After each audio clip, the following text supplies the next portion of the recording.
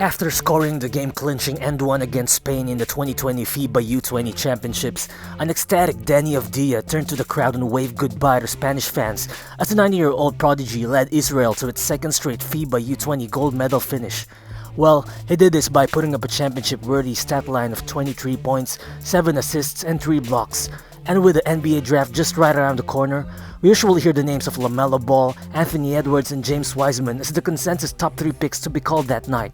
But honestly, I think Deni Avdija just might sneak somewhere within those first 3 selections. And I actually think that this kid hasn't been talked about as much as those 3 guys for most part of the pre-draft process, simply because he's from overseas. Well, this just reminds me of the 2018 draft when someone from ESPN predicted that Luka Doncic is going to be a bust. Like, really? Well, I'm not saying Deni is at the level of Luka entering the draft, and I don't even think that he's going to be another Luka Doncic prototype. And although you can't deny that their games are quite parallel, Avdija is also much different from Doncic for a lot of reasons in my opinion, and we'll dive into that moving forward.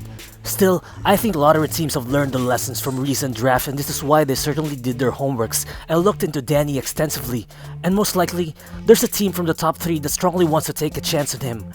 And with the recent reports that Golden State just might select him with their number 2 pick, this made fans wonder how he might actually fit in a Warriors system. Well, we'll talk about that later. But what does this Israeli prodigy actually bring to the game? Does he actually have the makings of a future NBA star? And with all his on-court swag, will he be able to shock NBA fans once he enters the league? What's good guys, it's Riro Creer here, and in this video, we'll take a deeper look into Deni Avdija and his game. And despite what tons of fans are saying, I'll tell you why he's not the next Luka Doncic. Let's get to it.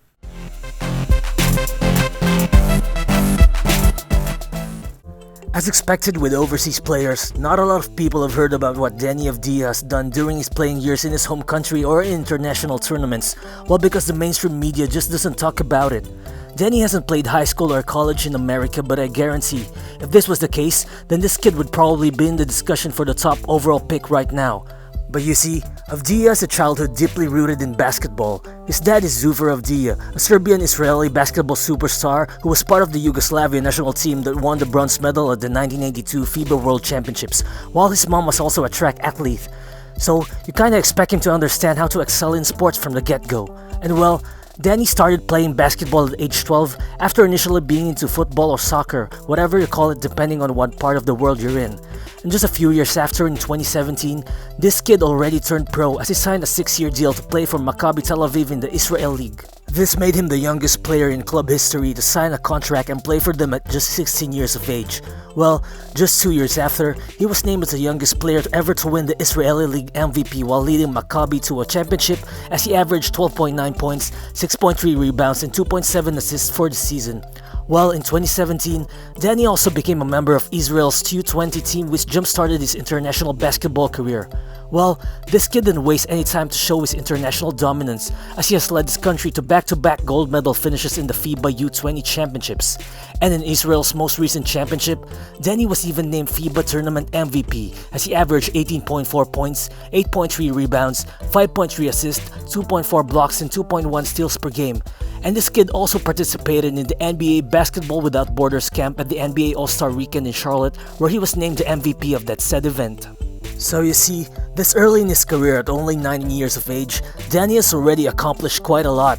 He's already won an MVP award, he's been selected to the All-Israeli League first team, he's played in international invitational tournaments, and he's also won 2 consecutive gold medals in the FIBA U20 while being the best player in those teams. So you get the point. This guy is built just like the typical NBA wing at 6'9", and he's ready for the prime time, and I feel like he's going to make an immediate impact upon landing in the NBA. But come to think of it, during his first couple of years as a pro basketball player in Israel, he didn't even get to play that much. In fact, during his first season, he only saw action for a total of 6 minutes where he averaged 1 point per game, and it wasn't until his last season in Maccabi Tel Aviv where he really got the recognition and when he was really able to lead his team to a championship. Nevertheless, just to see how this kid waited for his turn and kept developing in the process is something that I think will help him grow in the NBA, because honestly, he isn't going to be a superstar in the blink of an eye. But honestly, this kid's game is NBA ready in my opinion. He's listed as a forward, but he's been comfortable in handling the ball, scoring in a variety of ways, and distributing the ball to his teammates in great fashion. He's also probably one of the most versatile players in this 2020 draft class in the sense that he can play positions 1 to 4 depending on the need. And in my opinion, This guy is one of the best shot creators out of this whole draft because honestly, he has a full scoring arsenal that will most definitely translate to the NBA. While if you watch Deni Avdija's highlights, you'll notice that this kid loves to use a consistent between the legs crossover combo to create space for himself, and that's one of his most remarkable moves to me, and I think we'll see him use that a lot in the future.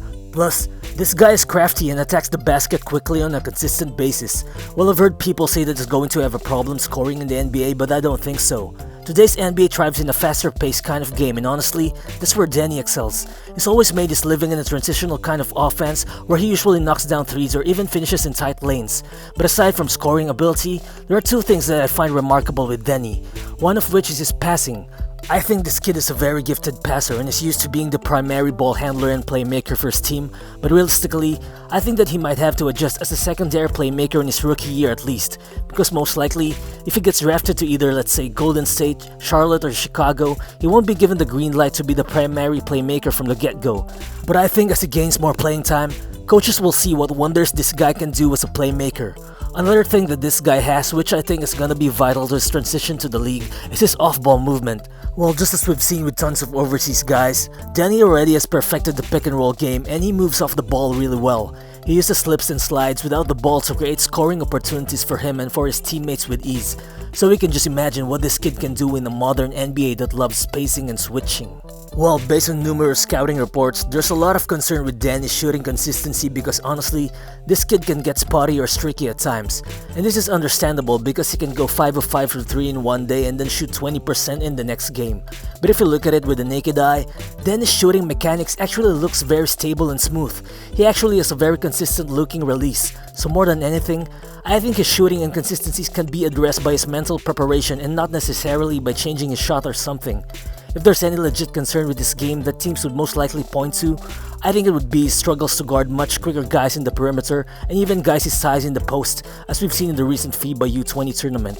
Well, this is probably because Deni doesn't have remarkable lateral speed to guard the perimeter consistently, and his body isn't fully developed yet to guard tons of guys in the post. But this is an issue that is very much workable since you can just imagine Deni getting bigger and even quicker through constant training and player development once he enters the NBA. And remember, before entering the league, Luka Doncic was also criticized using the same lack of lateral speed concerns by scouts, but of course, you already know how he turned out to be. And speaking of Luka, I think it's time to address all the comparisons between him and Deni. Well, to be real, I think Deni is going to be a future star in the NBA, I really do. But I don't think Deni will ever be the next Luka Doncic simply because the components of their games are just built differently. Well, of course, you can say that their passing, playmaking, and basketball IQ are parallels with one another, but to be fair, once Luka became eligible to declare for the NBA draft in 2018, he already had accumulated more than 2,000 EuroLeague and ACB minutes of playing time, and this is 4 times more than the playing time Deni has acquired. Well, the simple explanation behind that is, right by the get-go at age 13, Doncic already signed a 5-year deal to play with Real Madrid, and almost immediately, he was handed the keys to be a vital part of their team's offense. And this was even before he became the youngest EuroLeague MVP ever after posting averages of 16 points, 4.9 rebounds, and 4.3 assists per game that season. Come to think of it, Deni Avdija only averaged 4 points per game in 2 seasons in the EuroLeague, and coming into the NBA, the roads that these guys took are just literally miles apart. But try to picture this for a second. What if Deni was given tons of playing time and was prioritized by his coach since his early seasons in Israel just like Luka? Would he have developed into a far superior player who is closer to what Luka Doncic has become even prior to entering the NBA? Well, that's just a big what if. So yeah, overall, I think Deni is definitely NBA ready with all these tools and I feel like he's going to be a star in the near future. But definitely, the Luka Doncic comparisons are out of hand at this point. But for Deni to be a superstar in the big league, he first needs to be in the right environment which is suitable for his development. And if you ask me, with all the smoke about the Warriors selecting him, I honestly think Golden State would be a great team for him fit-wise. And this is because this kid thrives in the transition game and he's used to shooting threes, dishing out great passes, and moving off the ball as well. And of course, we know how the Warriors operate their spacing heavy motion offense, and to me, it's just interesting how lethal of a potential lineup of Steph, Klay, Wiggins, Draymond, and Deni would look like on the court. I think the fit would be seamless, but personally, I'd rather see Deni go to a team like the Hornets or the Bulls, simply because he'll probably have more opportunities to advance his playmaking and scoring potential with those teams. Pairing him with Devontae Graham in Charlotte would give them another playmaker and scorer, especially if Terry Rozier gets traded, which I think is very likely. And if he goes to the Bulls, I think he'll be ready to be a starting small forward or even a power forward at times, considering that the Bulls already have point guards for days. And honestly, I think he could make a big impact there as well. So, the bottom line here is that this kid is going to be a good basketball player for years to come. Well, we already know that he's an excellent shot creator and playmaker with all the shooting potential in his arsenal, and he'll probably be a legit superstar in the NBA moving forward. But to me, more than anything, I'm just excited to see how Deni would bring his very methodical and crafty approach to basketball once he enters the league. And for sure, we don't know his ceiling yet, although some say he's just going to be just another Hedo Turkoglu with his skill set and all that. But whether it's going to be another Hedo Turkoglu or another Luka Doncic, I honestly think it's not just your typical prospect from overseas. And you know what? I think it's going to prove a lot of people wrong. Thank you guys for watching until the end, and please don't forget to drop a thumbs up if you like this video. By the way, I just want to give a quick shout out to Jam Basketball Blog. Thanks for always tuning in. Also guys, feel free to drop a comment down below and please subscribe to the channel as well for more fire NBA content on a regular basis. Again, this is Riro Balls and I'll see you on the next one. Peace.